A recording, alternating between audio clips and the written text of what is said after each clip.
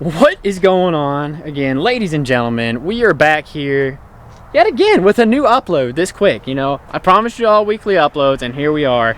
We're getting after it, and this is actually something that I've been wanting to make for such a long time, but I've actually wanted to put it into like a moto vlog, and I just can't do that just yet for several reasons. One, my helmet, I'm still kind of figuring out how to set it up in the proper way, and stuff just hasn't worked the proper way yet. So I really want to get it all fixed and working before I go out and ride. I tried it once and it was a complete fail, so we'll try it again soon. But hopefully the mount will be in here next week. So when that comes in, we'll give it a try. And you know, I may make this video in a second part later down the road, just in that fashion, because I think it'll be a little more fitting. Nonetheless, thank you again for tuning into this video. What I want to talk about today is something that, you know, I really thought about when I first started getting into street riding myself. And that was the whole rush concern of what should I get as a motorcycle for my first motorcycle? Should I even get into riding street legal motorcycles? It was a huge deal for me, and I really feel like my opinion on this is a decent one, because, you know, I grew up on the dirt bikes, and I know a lot of people, that's their big concern is, you know, is it like a dirt bike? Is it like a dirt bike? And that was like the biggest thing that I wondered. And coming from a new rider aspect, I mean, I've only been riding on the street for a little over a year and a half now, so I'm still learning a bunch of stuff. But yeah, I feel like my opinion on it is a good one to kind of figure out if you're just wanting to get into it, you know, even if you're coming from dirt bikes or you're starting from scratch and you just want to learn about it. So stay tuned to the end. There's going to be a lot of good information in this, I think, and hopefully it will not persuade you to get into riding, but hopefully it will let you kind of be peace of minded of your decision that if you would want to get a certain bike, or even if you want to get into street riding at all anymore after watching this. So stay tuned to the end, and yeah, let's get this started. As you can see behind me here, I have brought out the CBR and I brought out the Harley as strictly reference points here to kind of show you the differences between the bikes and between the two of them. One of the big things that I wondered, you know, I was on the dirt bike, I was having fun on the dirt bike, and one of my friends had a street bike, and obviously I love motorcycles and I grew up around them, and I never got the chance to ride on the street yet. So that was a big thing for me, was wondering, how do I persuade my parents, first of all, to let me get a street motorcycle, and how do I get one to where I can show them that it's safe and not as dangerous as they may think it is? So to begin with this, I'll just give you a little backstory of how I even got into the street riding. So it was after I graduated college a little bit, maybe a little sooner, actually, when I had my Mustang and I sold it and I was looking to get a street bike. And I'm really glad I did it, because I was just too young and didn't understand and wasn't mature enough yet to even own something like this, I don't think. So aside from that, I actually waited after I graduated college, and just so happened my neighbor had a old 1985 Honda Nighthawk 450 for sale. And I went over there and I bought this thing for really cheap. It was just a couple $100 that I paid for this bike, and it was something awesome to me. It was something I could fix up and kind of be proud of, but it was something that I knew was cheap enough that I could learn on it and kind of see even if I wanted to get anything bigger, even if I would even like riding on the street. Because let's be honest, any person wants the biggest and best bike is their first bike, you know, that's just a given. You want to have something that's cooler than what everybody else has. So I'll just state this as a reference point right now. The CBR is a perfect example of this. You know, I wanted one of these when I was like 17 years old, and you know, after watching videos and upon videos of people that titled it, even on forums, should I start out on a 600? I'm glad I didn't. Buying that little Nighthawk was probably the best thing I could have ever done at my age and at that time. One, because it taught me, after riding around for so long, it taught me so much about street riding. And let me tell you, first of all, the whole thing of that it's not that much different from dirt bikes, I don't buy that. I grew up on dirt bikes, riding dirt bikes and everything, and it is a whole heck of a lot different, in my opinion, the way you ride on the street versus how you ride in the dirt. There's just so much more that can happen, and the way you just move the bike around is a little different, so keep that in mind. So my opinion, first off, is if you are brand new to riding and have never ridden a dirt bike, you know, you rode a bicycle, We'll do that as an example. You've ridden bicycles, but you've never ridden anything like on a dirt bike or anything. I would say people that have ridden, 450 dirt bikes, 252 strokes, even 250Fs, you have the concept of how to control power on a bike. So really, it's borderline to me starting out on a 600. I think it's okay, if you have enough experience in that field, but not necessarily, because like I said, street riding to me was a big learning curve between the two. But however, if you are brand new to riding in general, my best advice is honestly, save up your money, buy something small for the time being. It may not be the fastest thing in the world, but believe me, you will learn so much more, in my opinion, on something smaller that you can really appreciate the power of that little bike. And, when it comes to corner, even like something as simple as cornering, you learn about it so much more because you're on a smaller bike, you're able to control it, and you're not going a million mile an hour everywhere.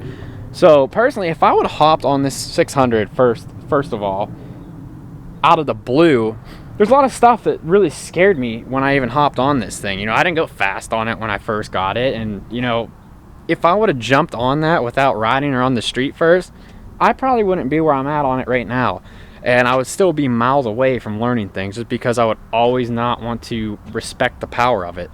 And that's a big thing, is respecting the power of the bike.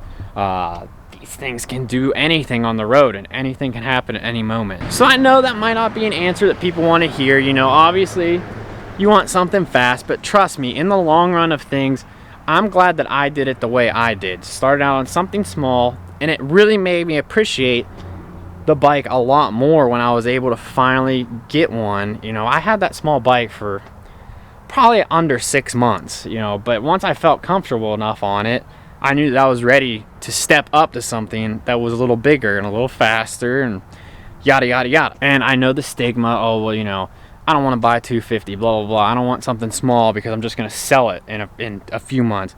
Well, that may be the case, that you might end up selling it very soon. You might pick it up very quickly. But the biggest thing is in your right wrist. And just handling the power of something is a huge deal. And it's just something that I recommend. Like I said, this is completely and utterly my opinion, and everybody has their own opinion on this, but it is the safest route, in my opinion, if you're looking to get onto street riding. So my next point that kind of moves in from all that is, again, the subject of which bike to look for when you're selecting your first motorcycle. Number one, aside from what I just said before, starting on a smaller bike, it gives you, and something cheaper as well, it gives you that little chance as well to see if you even enjoy the street riding thing, because a lot of people buy stuff and they just don't even like it. So say you buy this for a set amount and it's a lot more than you wanted to spend. Now you're stuck with a bike that you don't even want to ride, and you don't enjoy it. So why spend all that money at first when you can just get something cheap and effective at first and learn along the way and even see if you enjoy it? But I will say that little Nighthawk, man, it really did kind of let me show, at the time my parents were pretty against me getting a motorcycle, so let me show them that it's a little bit safer than they may have thought. And obviously I'm pretty smart about it when I'm on these things, and I still am. And again, riding that little Nighthawk showed me to be smart, and it let me allow them to show that I'm not going to be an idiot on the road on these things. However, keep in mind that it might not be your fault someday that something may happen. It's always possible. There's deer on the road, there's animals, there's rocks, there's gravel on the road, there's cars, there's people texting all the time. So keep that in mind. Anything can happen at any moment. If you're on a sport bike, if you're on a Grom, if you're on a Harley, doesn't make a difference. It can happen like that, and you never know. Another question, I talked about this earlier at the beginning of this video. I started out on dirt bikes. My whole life I rode dirt bikes, and I was completely on the fence about what to get. And if anybody's so curious about what kind of the difference is between riding on the street and riding on dirt, I just have to say, kind of the whole concept of going to turns and kind of committing to turns and stuff, everything else is pretty similar on it. I'm not gonna lie. The clutch, obviously, shifting, braking, it's all very similar. Braking's a little bit different on the street, whichever way you ride. I use a lot more back brake personally, and I don't know if that's correct, but it's just the way I do things. And like I said, I'm still learning because I'm new. It's fun. It's a fun learning experience, so don't let that scare you by any means. You'll get it down eventually. It just takes time and patience, and like I said, it's patience of this wrist right here, because don't let it overwhelm you just because you have a 600cc motorcycle. You don't have to use all that power right out of the gate. Work your way up to it, you know. Have fun on your own time, but be smart about it. So that brings me to my last point, I guess, is, you know, do I recommend street riding to anybody?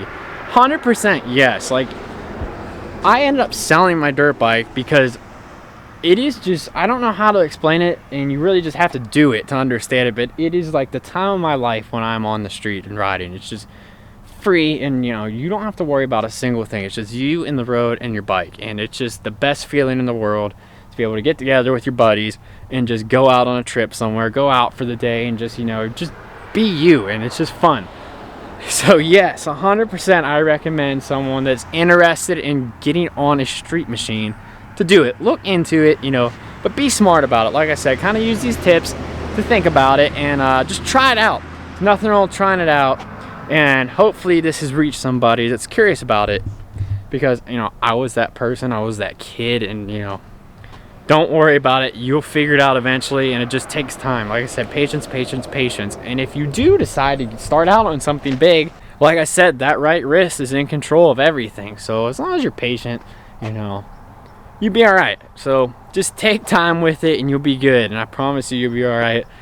Just be safe about it, please, and you'll figure it out. My best advice, I said this in my last video, my best advice ever is just going to talk to someone. Go to a dealership, you know. I know there's the used bike market's awesome, but really go to a dealership, sit on some stuff, talk to a salesman, do some research before you look into buying something, because you may want a sport bike, you may want something that goes fast and sounds pretty good, but then again, you go and sit on something like a Harley, and turns out you love the Harley comfort more than you do the street bike. So test them out, see if you like it, and it's all in your peripheral of what you enjoy the most, not what somebody else is gonna like. It's all about you and what's comfortable to you. So there you have it, guys. You know, like I said, I hope this is informative to somebody out there. Thank you so much for tuning in to another video, and thank you all for the subscribers. We got like 6 or 7 subscribers since the last upload, and that thing is almost at 500 views almost for my second video. So hopefully we can double this one. So we'll see. But it's much appreciated. Trust me, it kind of makes me smile seeing it. But hopefully this has helped somebody. You know, if you have any questions, feel free, drop them in the comments. I will gladly try and answer them. Like I said, this has been just from my perspective, and it's truly my opinion on the matter, just because, you know, my input on it, you know, I kind of learned a lot of things in the past year and a half riding, and then hopping from the bike, obviously, hopping up and moving up, and now to owning, you know, a cruiser and a sport bike. So it's a very cool experience. Please, you know, check it all out, and don't be afraid to kind of take that leap and get into the scene. It's very fun. Just be safe with it, and you'll be all right. Thank you all again. We will see you in the next video, and it's going to be awesome. It's going to be fun, so stay tuned for that, and we will see you in the next one. Make sure to like, comment, and subscribe. As always, I appreciate it so much. Really, I really do. And we'll see you guys in the next one. Be safe, everybody, and happy Thanksgiving.